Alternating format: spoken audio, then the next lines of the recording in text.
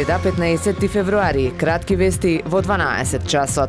Копнеам да се вратам во Македонија и на сите да им кажам дека сум бугарин без да имам проблем, изјави охриѓанецот Христијан Пендиков во првото интервју дадено за бугарската БТВ по излегување од болница. Тој напомена дека имал информации дека може да биде нападнат и во Бугарија и дека е загрижен за неговите најблиски. Изјави дека во Македонија било сосема нормално да се пцујат и да се тепаат луѓе, а полицијата ја обвини дека не преземала соодветни мерки.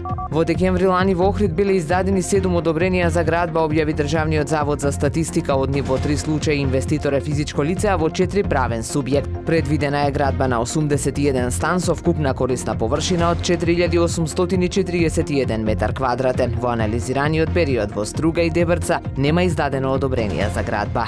Како мал одмор од информациите за односите помеѓу Република Македонија и Бугарија, една убава вест деновиве се избори помеѓу најчитаните на Facebook профилот на Охрид Прес. По првото, од пред околу 1 месец, охриѓанецот Љупчо Стојковски Лепи на неговиот профил на Facebook објави уште едно ретко видео од маскенбал во култната дискотека Диско Палас во Охрид, кој според датумот на видеото се одржал на 5 ноември 1992 година. Многу од читателите на Охрид Прес се пронајдоа во видеото, кое е снимено пред повеќе од 30 години и е редок и прекрасен доказ на едно убаво време. Дел се препознаваат на видеото, а дел се сеќаваат на едни убави и опуштени времиња кога имавме толку малку, а сепак имавме се.